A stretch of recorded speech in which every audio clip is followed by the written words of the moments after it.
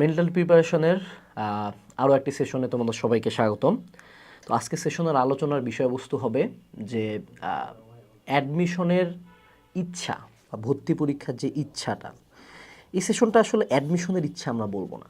ইচ্ছাটাকে আমরা অনেকভাবে প্রকাশ করতে পারি। ভালো রেজাল্ট করার ইচ্ছা, এইচএসসিতে জিপিএ 5 পাওয়ার ইচ্ছা, চাকরির পরীক্ষায় ভালো করার ইচ্ছা, বা যে কোনো অ্যাকাডেমিক গোল ফিল আপ করার যে ইচ্ছাটা, সেই ইচ্ছা নিয়ে কথা হবে। এবং ইচ্ছাটার কয়েকটা ডাইমেনশন আছে, যে কখন ইচ্ছা অনেক বেশি এবং আমি ওই ইচ্ছাটা নিয়ে অবসেসড, এটা যেমন একটা প্রবলেম, ঠিক তেমনই মাঝে মধ্যে দেখা যায় প্রিপারেশনের একটা সেগমেন্টে, প্রিপারেশনের একটা টাইমে দেখা যায় যে আমরা আলটিমেটলি ইচ্ছাটা হারাই ফেলি। সো দুইটা ডাইমেনশনে আর কি আমাদের এই আলোচনার বিষয়বস্তুতে থাকবে। সো প্রথমে আমরা একটা টাইম লিমিট নিয়ে চিন্তা করি যে কখন এই ঘটনাগুলো হয়। প্রথমত অ্যাডমিশন নিয়ে বা কোনো একটা সার্টেইন টার্গেটের ইচ্ছাটার প্রথম ডাইমেনশনটা হলো অবসেশন। ঠিক আছে, অবসেশন ওয়ার্ডটা কি? যে অবসেশন মানে এইটার কোনো মিনিং নাই বা এইটার কোনো লিমিট নাই, এটার কোনো যুক্তি নাই, তুমি ওইটাই চাও। এটা কেন একদিক দিয়ে ভয়ানক আমি বলি, যদি কেউ তার পুরা লাইফের গোল বুয়েট বানায় ফেলে এবং বাই সে বুয়েটে চান্স পাইল না, সে মানে ডিস্ট্রয়েড ফর লাইফ। মানে এটা কাইন্ড অফ আমি নিজেই নিজেকে একটা ট্রমা এনশিওর করতেছি। কারণ যে কোনো প্রতিযোগিতামূলক পরীক্ষা কিন্তু কখনোই সার্টেন না। অবশ্যই নিঃসন্দেহে এইটাতে এমন অনেক চান্সেস থাকে যে এই চান্সেসে তোমার মিস চলে যাইতেই পারে, কোনো সমস্যা নেই। তো অবসেশন জিনিসটা আমি যতই তোমাদেরকে প্রমোট করি, যখন আমরা মেন্টাল প্রিপারেশন নিয়ে কথা বলবো, এটাকে অবসেশন পর্যায়ে রাখা যাবে না। অর্থাৎ তুমি যদি একটা কার্ভ আর্ট করো, কার্ভটা যদি এমন হয়, তিনটা স্টেট আছে, ঠিক আছে? প্রথমটা হলো অবসেশন, দ্বিতীয়টা হলো আল্লাহ যদি দেয় পাবো, তৃতীয়টা হলো একেবারে ইচ্ছা নাই। সো তোমাকে অলওয়েজ দুই নাম্বার স্টেটটাতে থাকতে হবে। এটা হলো হাই এনার্জি স্টেট, ঠিক আছে? হাই এনার্জি স্টেটে কেমনে আসবা? অবসেশন থেকে প্রথমত বের হইতে হবে। এই বের হওয়াটা অন্য কেউ বের করতে পারবে না, তুমি বের হবা। অবসেশন থেকে বের হওয়ার মূল যে বিষয়টা মাথায় রাখতে হয়, সেটা হলো নিজেকে একটা জিনিস বুঝাইতে হবে যে লাইফে কোনো কিছু কনফার্ম না।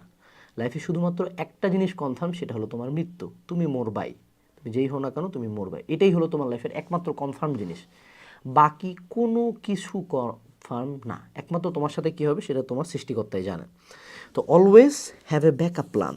অর্থাৎ তোমার অবসেশনটা একমাত্র তখনই কমবে যখন তুমি নিজেকে বুঝাবা যে না, বুয়েটের সাথে ডিইউসিএসিও আছে, ডিইউসিএসি যথেষ্ট ভালো, ডিইউসিএসি নিয়ে হালকা ঘাটাঘাটি করলা, তুমি দেখবা that's a good option. Okay, BCS এর সাথে অবশ্যই দেয়ার ইজ আনাদার অপশন যে না, আমি ব্যাংক জব করতে পারি, ওখানেও আমাদের একটা ভালো পসিবিলিটিস আছে।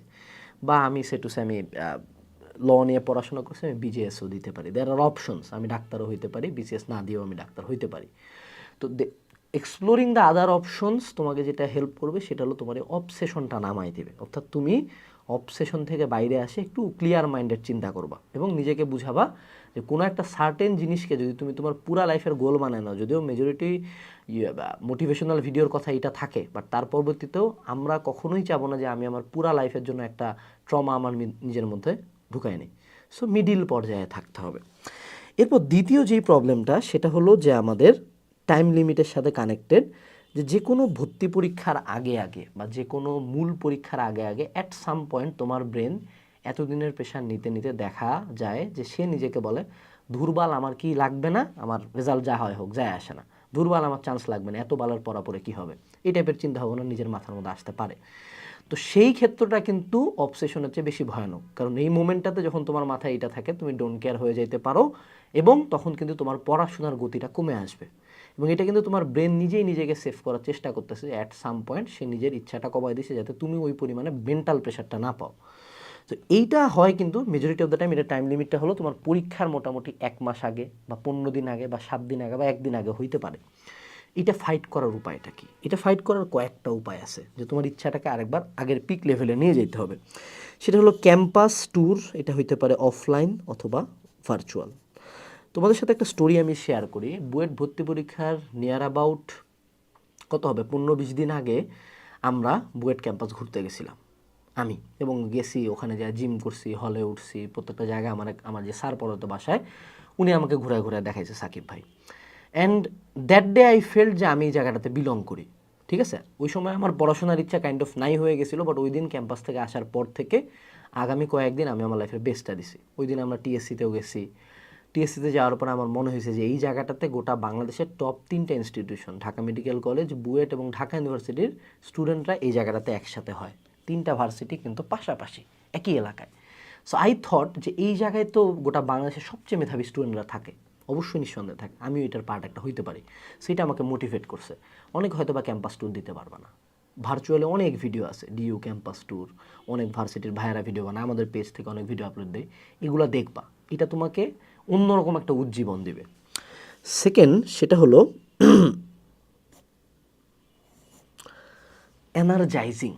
এনার্জাইজিং ব্যাপারটা কি? সেটা হলো এনার্জাইজিং করা যায় কয়েকভাবে। প্রথমত, তোমাকে কেন চান্স পাইতে হবে সেটার অ্যাসপেক্ট নিয়ে চিন্তা করতে হবে। তুমি যদি তোমার লাইফে কখনো গিভ আপ করতে চাও, অলওয়েজ বলা হয় যে তুমি এটা নিয়ে চিন্তা করো কেন তুমি স্টার্ট করছিলা, রিমেম্বার হোয়াই ইউ স্টার্টেড। তো ওই সময় স্টার্ট করার কয়েকটা গল্প থাকে। এক হলো রিভেঞ্জ, যে তুমি কাউকে দেখাই দিতে চাও তুমি কত বড় যোগ্যতা সম্পন্ন, কারণ তুমি তোমার লাইফে অলওয়েজ বেস্ট কিছু পাইতে চাচ্ছিলা, মানুষজন তোমাকে অলওয়েজ ছোটো করছে, অপমান করছে। So revenge can be a good motivation. এই জন্য আমার সাথে খারাপ কিছু হইলে এটা আমি আমার মাথার মধ্যে বসাইনি, যাতে টাইম মতো এটাকে আমি ক্লিকে ইউজ করতে পারি। দ্বিতীয় যেটা, সেটা হলো আমার ক্ষেত্রে অনেক বেশি কাজ করছিল, সেটা হলো প্যারেন্টস। যে তোমার মা বাবা কিন্তু তোমার জন্য কতটা স্যাক্রিফাইস করে। 1-2টা রেয়ার কেসের বাপ মা বাদে 90% বাপ মা তার পুরা লাইফের গোলই থাকে যে আমার সন্তানটাকে একটা ভালো জায়গায় নিয়ে যাওয়া। And at some point when you become a parent yourself, তুমি এই সেম কাজটাই করবা। তো আমি নিজেকে বুঝাইতাম যে আমার বাবা মা আমার জন্য কতটা স্যাক্রিফাইস করছে। ওই সময় আমার বাবা তার সবচেয়ে দামি জমিগুলোর একটা পুরাটা বিক্রি করে দিয়ে আমার ভর্তি পরীক্ষার জন্য টাকা দিয়েছিল, কারণ আমার বাবা তো বিশ্ববিদ্যালয়ের প্রফেসর, তার স্যালারি লিমিটেড ছিল। ঠিক আছে? সো ওই সময় ইনস্ট্যান্টলি অনেক বড় একটা ক্যাশ অ্যামাউন্ট লাগতেছিল, যেটা আমার বাবা জমি বিক্রি করে হলেও ম্যানেজ করে দিছে। তো এই জিনিসটা প্লাস আমার মা বারবার ঢাকা আসা দেখা সব কিছু মিলে নিজেকে বুঝাইছিলাম যে এই দুইটা মানুষ আমার জন্য লাইফে এত কিছু করছে, নটরডেমে চান্স পায়নি, তাদের জন্য এটার জন্য তাদের সম্মান অনেক ছোট হয়েছে। তা আমি এইবার তাদেরকে সম্মানিত করতে চাই, তাদের এই পরিশ্রমটার দাম দিতে চাই। আলহামদুলিল্লাহ এটা আমার জন্য অনেক কাজ করছে। সেকেন্ড যে অ্যাসপেক্টটা, সেটা হলো এক্সপেকটেশন। আমার উপর পুরা দিনাজপুর তাকায় ছিল। গোটা দিনাজপুরের হিস্ট্রিতে মনে হয় কৌশিক রায় ভদ্র বুয়েট ফার্স্টের পরে সেকেন্ড একটা মানুষ যাচ্ছে যে এত ভালো রেজাল্ট করছে। প্রত্যেকটা মানুষের ইচ্ছা ছিল either they want me to fail, যে তারা দেখবে আনাস কিছু করতে পারে নাই, অথবা তারা দেখবে আনাস অনেক ভালো কিছু করছে। প্লাস প্রত্যেকটা টিচারের আমার প্রতি এক্সপেকটেশন ছিল যে তারা যে ভালো পড়ায়, তারা যে আমার পেছনে পরিশ্রম দিছে, এইটা আমি বজায় রাখবো, অর্থাৎ আনাস খুব ভালো করবে। এই জিনিসটা, এক্সপেকটেশনের প্রেশার যেমন খারাপ ঠিক তেমনই ভালো, বাট একটা সার্টেন হেলদি অ্যামাউন্ট অফ এক্সপেকটেশনের প্রেশার তোমাকে নিতে হবে। প্রত্যেক সময় ধরো তুমি বিবাহিত, তুমি তোমার ওয়াইফের জন্য বাচ্চার জন্য করবা, তুমি আনম্যারিড, তুমি তোমার বাবা মার জন্য করবা, তোমার আশপাশের মানুষের জন্য করবা। People who believe in you, এই যে একটা word, people who believe in you, হেটারদের জন্য করবো, এটা যেমন একটা মোটিভেশনাল পার্ট, বাট তার চেয়ে বেশি পাওয়ারফুল স্ট্রং ফিলিংস হলো সেন্স অফ অ্যাপ্রিসিয়েশন বা সেন্স অফ কানেক্টিভিটি, যে এই মানুষগুলো আমার উপর বিশ্বাস করে, আমি তাদেরকে কেমনে লেট ডাউন করতে দেয়। তো এরকম কিছু সিনারিও বসে বসে চিন্তা করবা যে এই কে কে তোমার উপর অনেক বেশি ফেইথ রাখছে। যখন পুরা দুনিয়া বলছে যে তুমি পারবা না, কারা বলছে যে না তুই পারবি, তুই দৌড়া। ওই মানুষগুলোর জন্য দৌড়াইতে হবে, ওই মানুষগুলোর জন্য এনার্জিটা ব্যাক আনতে হবে। এরপরে ব্রেক মেথড, সর্বশেষ যে অ্যাসপেক্টটা এই ইচ্ছা কমার, সেটা হলো ব্রেক মেথড। আমরা একটা ওয়ার্ড সম্বন্ধে আজকে জানি, সেটা হলো প্লাটু। প্লাটু জিমেও হয়, পড়াশোনার ক্ষেত্রেও হয়, এটাকে আমরা বলি ব্লক বলে দিতে পারি, ক্রিয়েটিভিটি ব্লক। যে তোমার ব্রেন সিম্পলি, এটা কোনো মাসেল না, but it works like a muscle. এখন আমি যদি সারাদিন সেই ফোনটা নিয়ে যদি বাইসেপ কার্ল করি, হ্যাঁ, কিন্তু ফোনটার কোনো ওয়েটই ফিল করতেছি না, আমি 20 কেজি বা 25 কেজি উঠাইতে পারবো। কিন্তু এটা যদি আমি ইনাফ টাইমস করি 1000 বার, তাহলে কিন্তু আমার হাত অবশ হয়ে যাবে, আমি আর উঠাইতে পারবো না। তার মানে আমার মাসেলটা ওই মোমেন্টে প্লাটু হয়ে গেছে। 30 মিনিট আমি জুস টুস খায়, পানি টানি খায়, রেস্ট নিব একটু, আবার কিন্তু আমি 1000 বার করতে পারবো। তো তোমার ব্রেনেরও কিন্তু একটা লিমিটেশন আছে, ওই লিমিটেশনের বাইরে যাইতে পারে না। যদিও through practice and hard work, through shear will তুমি এটা বাড়াবা, কিন্তু পরীক্ষার আগে আগেই ব্লকেটটা হয়, কারণ তখন প্রচুর স্ট্রেস মাথার মধ্যে, ভয়, শঙ্কা, পড়াশোনার প্রেশার, সব কিছু মিলে ওই সময় ব্লকেটটা আসাটা খুব স্বাভাবিক। সো ওই সময় পারলে তোমার টাইম লিমিট অনুযায়ী, ধরো 10 দিন টাইম আছে, 2 দিন কিচ্ছু করবা না, 2 দিন এই ভিডিও দেখবা, মোটিভেটেড হবা, গল্প লিখবা, কোথাও ঘুরতে যাবা। 2 দিন পড়াশোনা করার কোনো দরকার নেই, 2 দিন ওটা নিয়ে চিন্তাই করবো না, ভুলেই যাবো আমার পরীক্ষা আছে। 2 দিন হইতে পারে এটা, 1 দিন হইতে পারে এটা, কয়েক ঘন্টা হইতে পারে 7 দিন হইতে পারে 15 দিন, depends on how much time you have left.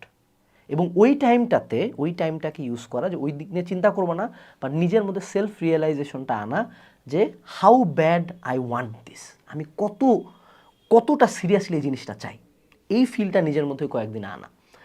আমি একটা স্টোরি শেয়ার করতে চাই, যে সেটা হলো আমার যখন এই ইমোশনাল ব্লকেটটা আসছিল, যখন আমার ক্রিয়েটিভিটি ব্লক হয়ে গেছিলো, আমি তখন ফার্ম গেটের একটা ওভারব্রিজ ছিল, ওই ওভারব্রিজের উপরে দাঁড়ায় আমি নিচের দিকে তাকায় থাকতাম পুরা রাত। অ্যান্ড আমি চিন্তা করতাম আমার বাপ মা সবার এক্সপেকটেশন ছিল, তখন আমার চোখে পানি চলে আসতো, অ্যান্ড আমি যেন এনার্জাইজড অ্যাগেন। তো এরকম কাজগুলো তুমি ওই মোমেন্টে করতে পারো। তো overall these are the aspects, যে তোমার গোলের প্রতি ইচ্ছা কমে যাওয়া বা ওভার অবসেশন থেকে কীভাবে বের হবা। তারপরেও এই প্রবলেমগুলো আমার প্রত্যেকটা সেশন শেষ হবে একটা লাইন দিয়েই, মনে রাখবা আমি যে তোমার প্রত্যেকটা প্রবলেম সলভ করতে পারবো এমন না, but we are talking here, আমরা জাস্ট এখানে শেয়ার করতেছি। সো তুমি আমার সাথে শেয়ার না করে অন্য কারোর সাথেও শেয়ার করতে পারো। Always try to reach out to someone যে বুঝে তোমার ব্যাপারটা, যে তোমাকে জাজ না করে বুঝবে। এবং আমাদের এই সলিউশনগুলো যতগুলো বলছি, এগুলো এক একটা করে অ্যাসপেক্ট, এই অ্যাসপেক্টে তোমার কাজ হইতে পারে, ডাজেন্ট মিন হবে। তোমার জন্য যে স্পেশালাইজড অ্যাসপেক্ট, এটা তোমাকে ক্রিয়েট করতে হবে ট্রাই করে করে। যেমন হইতে পারে কারো বাইসেপ কারলে বাইসেপ ভালো ফিল হয়, কারো বারবেল কারলে হয়, কারো ডাম্বেল কারলে হয়, কারো পিচার কারলে হয়। দ্যাট ডাজেন্ট মিন কোনো একটা এক্সারসাইজ খারাপ, ওর মাসেলটা ওইটার জন্য ডিজাইনড, ওর মাসেলের ইনসারশনগুলো ওটার জন্য designed. So best of luck, next সেশনে দেখা হচ্ছে।